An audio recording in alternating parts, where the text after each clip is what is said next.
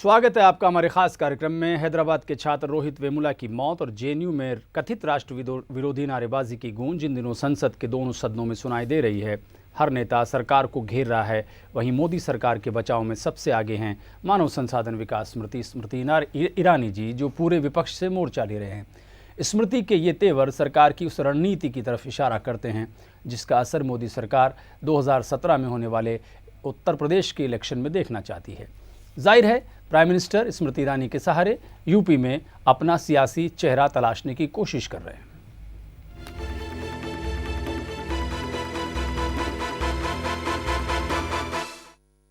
तो 2017 के इलेक्शन की आहट आते ही केंद्र में दिखाई पड़ने लगी है और बीजेपी अध्यक्ष अमित शाह यूपी में बीजेपी की सियासी जमीन को मजबूत बनाने में लगे हैं।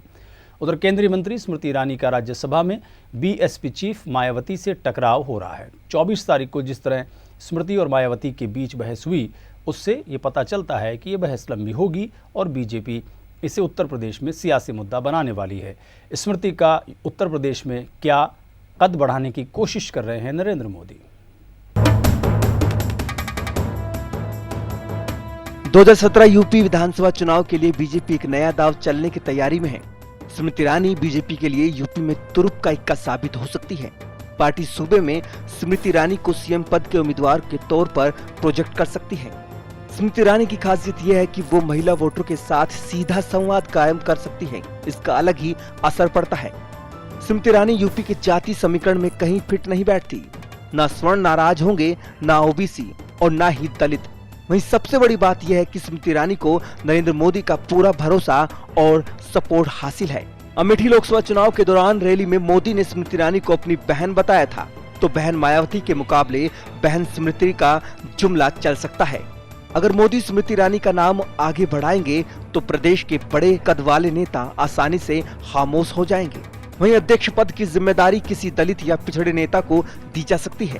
प्रदेश में स्वर्ण वोटर की अच्छी खासी तादाद है और पार्टी में कोई स्वर्ण मान्य चेहरा न होना भी एक बड़ी वजह है। साल 2014 के लोकसभा चुनाव के बाद से स्मृति ईरानी लगातार यूपी में, खासकर अमेठी में सक्रिय हैं। गौरतलब है कि यूपी में बीजेपी की तरफ से कोई ऐसा नेता नहीं है जो मायावती जैसे कद और मुख्यमंत्री अखिलेश यादव जैसा युवा हो। पार्टी अब नए तरीके से अपने विरोधियों को परास्त करने की रणनीति बना रही है। इसके लिए बीजेपी सूबे में अपनी ताकत को 2 हिस्सों में बांट सकती है।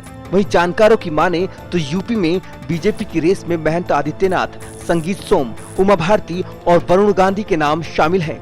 पार्टी उमा भारती की अगुवाई में 2012 का चुनाव बुरी तरह से हार चुकी है। संगीत सोम पर मुजफ्फरनगर दंगों की आंच आज भी है। महंत आदित्यनाथ की छवि कट्टर हिंदूवादी नेता की है। सिर्फ इस ब्रांडिंग के भरोसे चुनावी नैया पार नहीं लगेगी। दूसरा, आदित्यनाथ पर ठाकुरवाद की राजनीति का भी इल्जाम लगता रहा है। वरुण गांधी इतने सालों बाद भी संघ और बीजेपी में अपनी अलग साख नहीं बना पाए हैं। हालांकि युवा में उनका क्रेज जरूर है। वहीं पार्टी के पास एक आखिरी विकल्प ये भी है कि वो बिना सीएम कैंडिडेट के चुनाव में जाएं, क्योंकि सूबे में कांग्रेस 15 साल की एंटी इनकम्बेंसी से जूझ रही है और उसके पास यूपी में एक भी अच्छे कद का नेता नहीं है। इसी का नतीजा साल 2014 के लोकसभा चुनाव में दिखा था, जब यूपी की जनता ने झूमकर कमल का बटन दबाया था। लेकिन अब हालात बदल गए हैं। यह सीएम पॉपुलर है और उसका एक पॉपुलर विकल्प मौजूद है। इसलिए बीजेपी बिना सीएम उम्मीदवार के चुनाव में जाने का रिस्क नहीं लेना चाहेगी। बहरहाल अब देखना होगा कि क्या बीजेपी आला कमान वाकई स्मृति ईरानी पर इतना बड़ा दांव लगाती है या एक बार फिर यूपी से ही किसी नेता को आगे बढ़ाती है।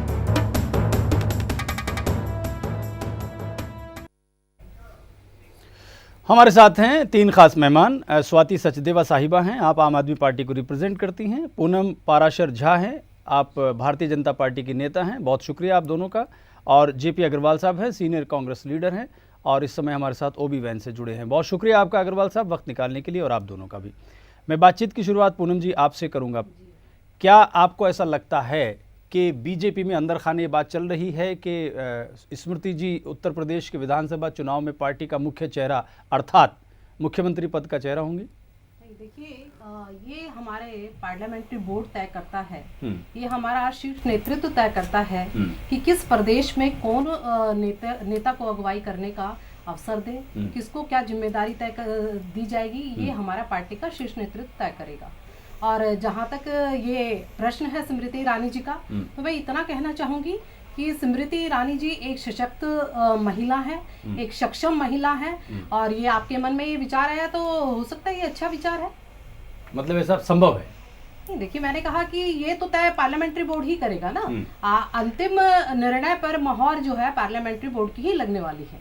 जी स्वाति जी, अगर ऐसा होता है, हम सारी बातें आज बड़े अंदाजे पे चलेंगी, लेकिन बहुत मजा आएगा बातचीत में। जी जी जी। क्या आपको ऐसा लगता है कि अगर ऐसा बीजेपी कर ले तो ये कैसा रहेगा? आपको लग रहा है बहुत बढ़िया प्रयोग होगा बीजेपी का?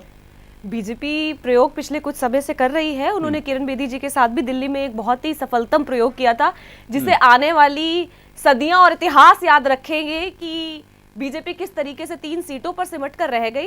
अब अगर बीजेपी ऐसा ही कोई एक्सपेरिमेंट साइंटिफिक लैबोरेटरी समझकर यूपी में करने वाली है, तो मैं ईश्वर से सिर्फ प्रार्थना कर सकती हूँ कि जो हाल दिल्ली में हुआ वो 3 से कम 6 यूपी में रह जाएं, ताकि कम से कम दुनिया को दिखा सके कि मोदी सरकार कुछ तो कर रही है, 6 सीटें लेकर यूपी में आई है। नहीं, लेकिन आप जो आप ये बात कह रही है स्वाति जी कि आप ये प्रयोग वाली बात कर रहे हैं, तो दिल्ली की जनता ने भी एक आम आदमी के साथ एक प्रयोग ही किया, और 67 सीटें देने के बाद आज दिल्ली के अंदर आपने मैनिफेस्टो में, चलिए हम दिल्ली पे बात नहीं करेंगे। मैं आप दोनों से माफी चाहता हूँ। नहीं, देखिए कार्यक्रम की समय सीमा काफी कम है। नहीं, लेकिन हम दिल्ली पे बात नहीं करेंगे, इसलिए कि हम स्मृति ईरानी जी और मायावती जी के बीच में राज्यसभा में हुए टकराव के बाद इस बात का कयास पूरी मीडिया लगा रही है कि क्या बीजेपी आगे कर रही है स्मृति ईरानी को उत्तर प्रदेश के लिए। पूनम जी, दरअसल ये जो आइडिया मिल रहा है कि स्मृति ईरानी को क्या यूपी में आगे किया जा सकता है, वो दरअसल अमेठी को लेकर है। बेशक वो चुनाव हारी, बहुत बुरी तरह हारी राहुल गांधी से, लेकिन उसके बावजूद भी उत्तर प्रदेश की राजनीति में वो अभी भी बहुत इंटरेस्ट लेती है, और अमेठी से कोई व्यक्ति चला जाए मानव संसाधन विकास मंत्रालय में तो उसका काम बहुत जल्दी होता है। क्या आपको ऐसा लगता है कि स्मृति जी को अगर आगे करती है पार्टी तो सत्ता में आएगी? देखिए, स्मृति जी ने जो लोकसभा में जिन जिन चीजों का विपक्ष को उत्तर दिया, उससे मुझे ऐसा लगता है कि एक पूरे देश को एक साफ आईना दिखाने में स्मृति ईरानी जी कामयाब हुई, और उन्होंने सच्चाई को लेकर के और विद ऑथेंटिक प्रूफ लेकर के जनता के सामने ये प्रदर्शित किया कि किस तरह से कांग्रेस और आम आदमी पार्टी और अन्य दल जो मिल करके ये एक दिखाना चाहते थे कि एनडीए की सरकार के अंदर रोहित वेमुला के साथ किस तरह से उसने मौत के घाट उतारने में किस तरह से उसका सहयोग रहा। लेकिन मैं ये बताना चाहती हूँ आपको कि रोहित वेमुला और अगर जेएनयू के मामले पर स्मृति ईरानी जी ने जो आईना साफ करके दिखाया, उससे स्पष्ट होता है कि देश के अंदर जो स्थिति है वो सारी की सारी जो स्थिति है, अगर इन दोनों इश्यूज पर अगर बात करें तो वो कांग्रेस की देन है। जो 11 एग्जीक्यूटिव मेंबर्स ने रोहित वेमुला को जो आदेश सुनाया था, जो बर्खास्त किया था, वो सिर्फ जो है यूपीए की गवर्नमेंट के अंतर्गत उनका चयन किया गया था, ना कि एनडीए के माध्यम से। स्मृति ईरानी जी ने बिल्कुल और उसी रोहित वेमुला को बीजेपी और मानव संसाधन मंत्री जी ने दलित मानने से इनकार कर दिया था। आज तक डिबेट इस बात के ऊपर है कि रोहित वेमुला दलित था या नहीं। एक इंसान जिसके ऊपर आप राजनीति कर रहे हैं, आप पूरी तरह से ये समझ गए। आपने सुना ही नहीं। मैं चाहता हूँ आप किसी भी व्यक्ति से ये प्रश्न करें सुनिए आप इसके माध्यम से जो है दलित छात्र था इसलिए उसने आत्महत्या की। मैंने स्मृति जी को लोकसभा में नहीं सुना, क्योंकि मैंने क्या, पूरे देश ने उन्हें सिर्फ देखा है। आप मुझे मेरी जात बता करके दिखाइए कि आप मेरी जात क्या है। मैं आपको वही तो कह रही हूँ। चलिए मैं अग्रवाल साहब से जानना चाहता हूँ।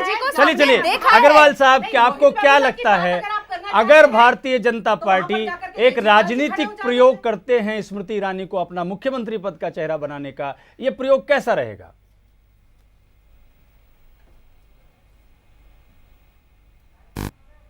सर, इसमें 2-3 चीजों का मैं जिक्र जरूर करना चाहता हूं।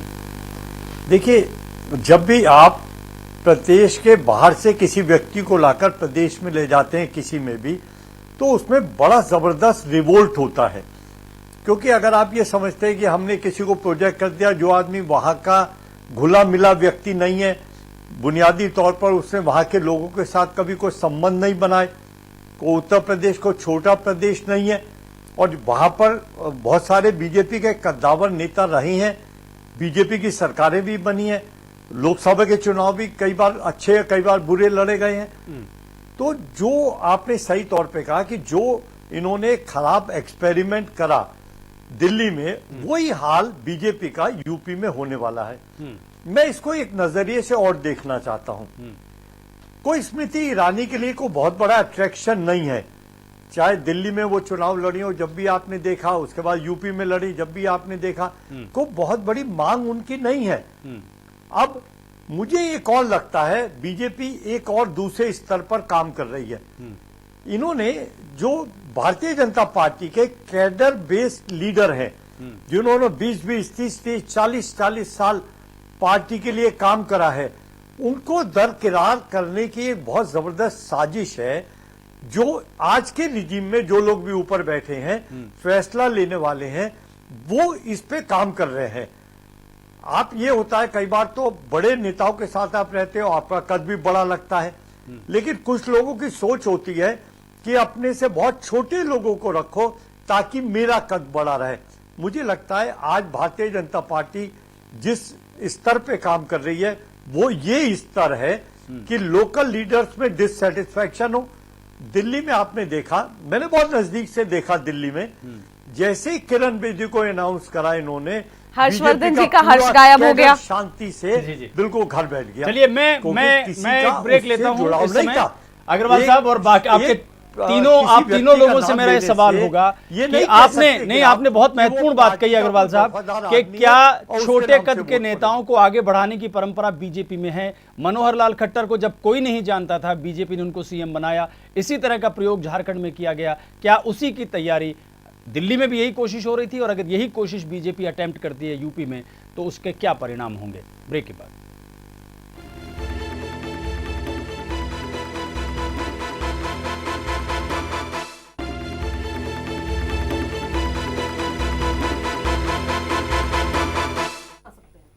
हम चर्चा कर रहे हैं इस बात पर कि स्मृति ईरानी जितनी मुखर होकर बोल रही हैं राज्यसभा में, बेशक उनके बहुत सारे बयान उल्टे पड़े हैं। आज बहुत सारे अखबारों में इस तरह की खबरें छपी हैं कि उन्होंने बहुत सारे मामलों पे झूठ बोला।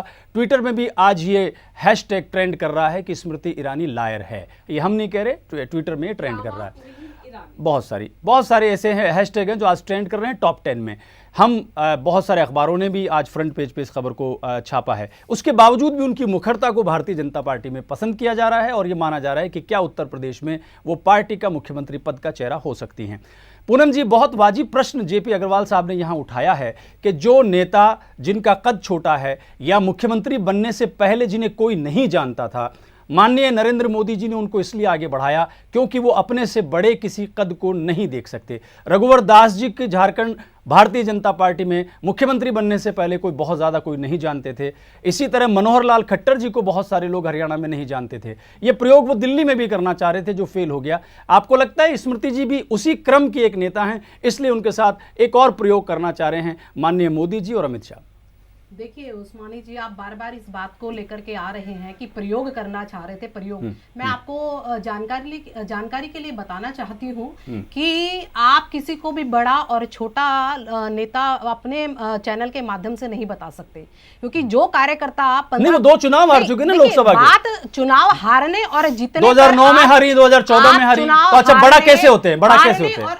अच्छा बड़ा कैसे होते हैं बताइए जरा। नहीं, आप क्या मतलब लोकसभा चुनाव हार जाए फिर आप उन्हें राज्यसभा में फिर मंत्री बना दें? और देखिए आप जो है चुनाव जीतना, नहीं बड़ा कैसे होते हैं बताइए। कद मानते हैं क्या चुनाव जीतना? नहीं, जैसे कलराज जी हैं, कल्याण जी तो खैर अब राज्यपाल बन गए, कलराज मिश्रा जी हैं, योगी आदित्यनाथ हैं, विनय कटियार हैं। सुनिए, आप तो मुझसे एक पार्टी बन करके बात कर रहे हैं। पार्टी नहीं, प्रश्न मेरा क्या, डिबेट कर रहे हैं, आप डिबेट कंडक्ट करा रहे हैं और मैं माफी चाहती हूँ आपसे ये कहने की मुझे जरूरत पड़ रही है कि आप जो है इसको बिल्कुल ईमानदारी से करवाइए, क्योंकि मैं ये बताना चाहती हूँ कि आप ये कह रहे हैं कि छोटा और बड़ा। देखिए हमारी पार्टी में छोटा और बड़ा जो है किसी तरह नहीं। अटल जी ने भी कहा था छोटे मन से कोई बड़ा नहीं होता, टूटे मन से कोई खड़ा नहीं होता।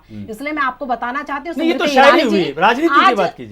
ईरानी जी आज देश के अंदर एचआरडी मिनिस्ट्री को इतनी बखूबी निभा रही हैं कि उन्होंने जो प्रकल्प चलाए हैं, शायद कांग्रेस की 60 साल की सरकार ने आज तक उन प्रकल्पों पे कभी काम नहीं किया। मैं स्वाति जी आपसे जवाब लूंगा इस पे, लेकिन उससे पहले अग्रवाल साहब ये नहीं, समय भी देखना होगा, सभी को मौका देना। पूनम जी का यह कहना है कि स्मृति ईरानी छोटे कद की नेता नहीं है, हालांकि वो 2 लोकसभा चुनाव हार चुकी है, लेकिन उनका यह कहना है कि स्मृति जी की योग्यता पे विश्वास करके उन्हें एक इतना बड़ा मंत्रालय दिया गया जिसको बहुत सुंदरता के साथ वो चला रही हैं। आपको नहीं लगता कि स्मृति ईरानी एक चुनौती है? कांग्रेस तो वैसे भी उत्तर प्रदेश की राजनीति से तकरीबन आउट है।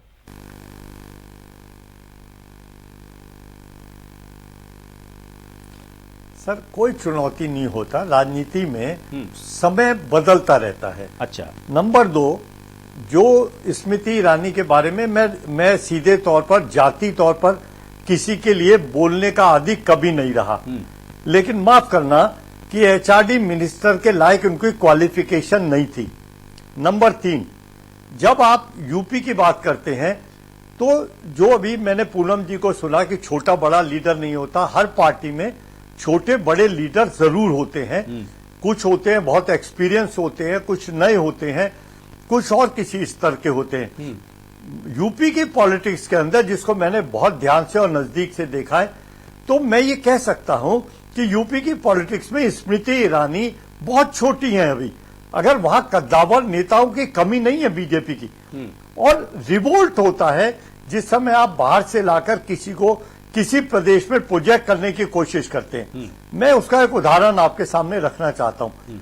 अगर आप अभी हरियाणा का हालत देख लें, अगर वहां कोई एक्सपीरियंस नेता होता भारतीय जनता पार्टी का, तो शायद ये हालात नहीं होते, वो राजनीतिक स्तर पे एक अच्छे फैसले लेते। जो जवाब स्मृति ईरानी ने पार्लियामेंट में दिया, मुझे लगता है मंत्री के लायक नहीं था वो जवाब। आप उनके भाषण का तरीका, वो कोई किसी नाटक कंपनी में काम थोड़ी कर रही थी। पार्लियामेंट के फ्लोर पे एक मंत्री एचआरडी मिनिस्टर बोल रहा है और उसका जिस तरह का रवैया रहा, माफ करना, पिछले 60 साल का इतिहास उठाकर बीजेपी के बहुत सारे नेता रहे हैं, उनके भाषण सुने, उनके जवाब सुने, बड़ी तहजीब से बोलते थे। लेकिन कल के भाषण को अगर मैं किसी स्तर पर रखूंगा तो वो थर्ड कैटेगरी का भाषण है, जो एक मंत्री के लायक, जवाब देने का तरीका माना जा सकता है। स्वाति जी, क्या आप अग्रवाल साहब की बात से एग्री करती हैं? मुझे तो लगता है कि स्मृति जी बहुत बढ़िया बोलती है, बहुत सुंदर है और पार्टी को डिफेंड करती है, बहुत सुंदर अंदाज है उनका। स्वाति जी, बीजेपी देखिए सर, आप बहुत सही बात कह रहे हैं कि स्मृति जी बहुत अच्छी वक्ता है। मैं खुद उनकी वाक चतुराई की बहुत बड़ी फैन हूँ, लेकिन इसके अंदर कल पार्टी को डिफेंड करने नहीं खड़ी थी वो कल मंत्रालय को रिप्रेजेंट करने खड़ी थी, वो सरकार में सामने खड़ी थी। उनका पहला फर्ज था कि वो अपनी सही तथ्य सामने लेके आती, वो तो चीजों को तोड़ मरोड़ के सामने लेकर आ गई है। उनका ये कहना है कि रोहित वेमुला के पास, अरे मैडम सुन तो लीजिए, रोहित वेमुला के पास मेडिकल हेल्प की राजनीति करने देश में जिन्होंने पंपोर में जो लोग सैनिक, देखिए पंपोर में, और जहां तक आप नाटकबाजी की बात कर रहे हैं, मेरे ख्याल से केजरीवाल जी से बड़ा नाटकबाज इस देश में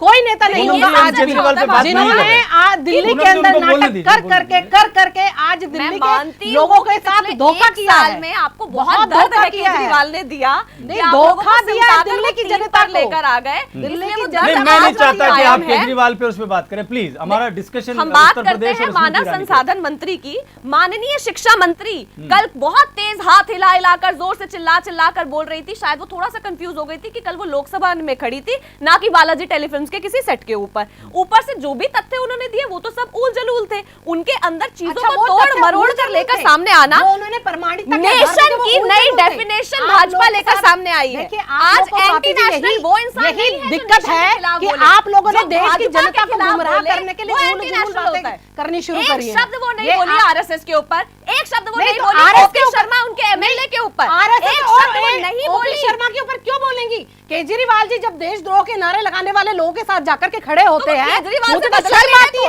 शर्म आती है। तो आरएसएस और एक सेकंड, आपको शायद ये पता ही नहीं कि लोकसभा के अंदर आरएसएस और उस पर बिल्कुल भी इस चीज पर डिबेट नहीं थी।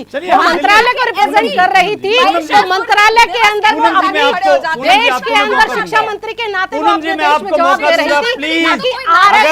अगर ये डिबेट में कंडक्ट करा रहा हूं तो प्लीज आप मेरे नियंत्रण में आपको शायद जानकारी आरएसएस के ऊपर क्या डिबेट चल रही थी? नहीं, उनको आप बात तो सुना दीजिए। उनकी बात तो सुन लीजिए, बात सुन लीजिए, बात तो बात सुनी है सुनिए। ना मैंने कि कल मानव संसाधन मंत्री बातों को शिक्षा डाइवर्ट मंत्री करना के चाह रही बयान है। में से निकल कर क्या कहता है कि शिक्षा मंत्री जी सीट पर होते हुए पप्पू यादव और मायावती जी के कहने पर आउट ऑफ कोटा जाकर एडमिशन कराती है। ये शिक्षा मंत्री का काम है। मैं बहुत खुश हूँ कि मैं अरविंद केजरीवाल के साथ हूँ कि जिन्होंने कोटा को खत्म करने के लिए स्कूलों पे बात की है। ये चेयर का इस्तेमाल कर रही है आदरणीय शिक्षा मंत्री। बस मैं वो कल उन्होंने कहा कि कोलकाता की करूंगी, स्ट्रीट्स उन्होंने के ये ऊपर बात आप कही है। जाकर ऐसे बोल नहीं सकते। वो भूल गई यूनिवर्सिटी और स्ट्रीट्स के दो अलग-अलग रूल होते हैं, क्योंकि शायद वो खुद कभी यूनिवर्सिटी गई नहीं, तो इसलिए नहीं, उनको वो गई पता है, नहीं येल अच्छा, हम आपको सॉरी, कुछ जानकारी ही नहीं है और आप बात कहने जो चली है। हिंदुस्तान में किसी के पास नहीं है वो उनके पास है। और उन्हें आपके यहाँ आजकल पर जो एक नया मंत्री मिलना पकड़े चाहिए। गए उसके पास क्या डिग्री है, BJP आप मुझे बता School दीजिए। of तोमर जी की जो National Drama। चलिए, मैं- डिग्रियां हैं उनके ऊपर बात कीजिए। चलिए, आप पूनम ऐसे। जी, बहुत मैं आपसे शॉर्ट ये में- करना चाहती हूँ कि हम पूनम- लोगों ने कभी फेक डिग्रियां नहीं ली। पूनम जी, वरना लेकर पूनम के जी, हम लोग आगे आए। पूनम जी, अब कार्यक्रम- आपके यहाँ कार्यक्रम- बस हर एक मंत्री अरे के मैडम, ऊपर आपने केस चल 6 रहा है, दिन के उसकी अंदर बात ये बताइए। पूनम जी, पूनम जी, कार्यक्रम- ना के बराबर पॉसिबल है। कार्यक्रम समाप्त होने की एकदम कगार पे है। बहुत संक्षेप में आप ये बात बता दीजिए कि ऐसा, देखिए मुझे निजी तौर पे ऐसा लग रहा है कि ऐसा तो नहीं है, मैं अगर स्वाति जी की बात को आगे बढ़ाऊं कि स्मृति जी को अगर उत्तर प्रदेश में चेहरा बनाया जाता है तो किरण बेदी अटेम्प्ट तो नहीं होगा ना। ये इतना सा बता दीजिए। देखिए, तो वक्त तय करेगा कि क्या होगा और क्या नहीं होगा, लेकिन आज मैं इतना जरूर कहना चाहती हूँ, आज देश के अंदर हर एक व्यक्ति ये कह रहा है, चाहे आप कितना भी अपने चैनल के माध्यम से जो बात आपने कही उस्मानी जी, मैं उसे कतई जो है वो नहीं रखती, कि आज पूरा देश कह रहा है कि जिस तरीके से स्मृति ईरानी जी ने लोकसभा के अंदर जो अपने उन प्रश्नों का उत्तर विपक्ष को दिया, शायद आज तक कभी किसी ने दिया हो, और बिल्कुल डॉक्यूमेंट्री नहीं, बोलती तो बहुत बढ़िया एविडेंस के साथ दिखा करके बताया। नहीं, बोलती कि अच्छा है। किस तरह से आप लोग क्या बोलती है, इस पे देखिए, डिबेट हो acting तो सकती है। आपके लोग ज्यादा अच्छे करते हैं और आप लोगों ने सीखा ही एक्टिंग करना है। अगर एक्टिंग ना की होती तो आज दिल्ली के अंदर ये हाल नहीं होता। आप दिल्ली पे चली आती है। मैं चाह रहा हूं कि आप लखनऊ चलिए अग्रवाल साहब, मेरा प्रश्न है अग्रवाल साहब आपसे, अंतिम प्रश्न।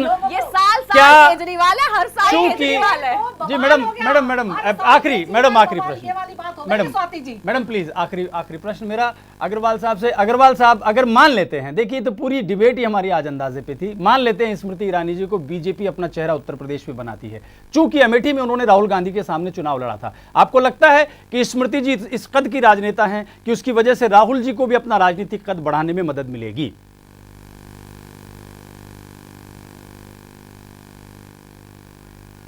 सर, मेरी आप प्रेडिक्शन लिख लो।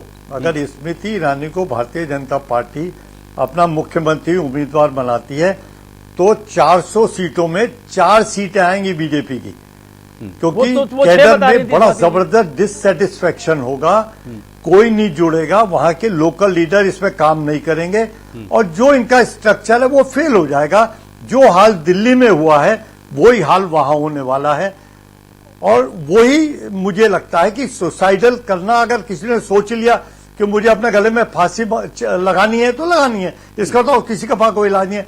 और हम तो खुश होंगे कि वो कोई एक ऐसा फैसला करें जिससे बीजेपी डूब जाए, लेकिन जो दिख रहा है वो ये है कि ये बहुत ही गलत फैसला होगा। बहुत शुक्रिया आप सभी मेहमानों का। ये कहना पड़ेगा कि गुजरात में नरेंद्र मोदी जी के प्राइम मिनिस्टर बनने के बाद खाली मुख्यमंत्री की सीट पर आनंदीबेन पटेल उतनी बड़ी दावेदार नहीं थी अगर मोदी जी की कृपा न होती। यही मामला झारखंड में रघुवर दास के साथ बनता है और यही मामला मनोहर लाल खट्टर के साथ हरियाणा में। किरण बेदी, दिल्ली में उनको चेहरा बनाया गया, बीजेपी इतनी उससे उनके हाथ जले कि उन्होंने बिहार में कोई चेहरा ही नहीं बनाया। अगर भारतीय जनता पार्टी स्मृति ईरानी को उत्तर प्रदेश चुनाव में आगे करती है तो ये उनका आंतरिक फैसला हो सकता है, लेकिन जो दिग्गज नेता वेटिंग लिस्ट में हैं इन सीएम, उनका विरोध तो उसे झेलना ही पड़ेगा। नमस्कार।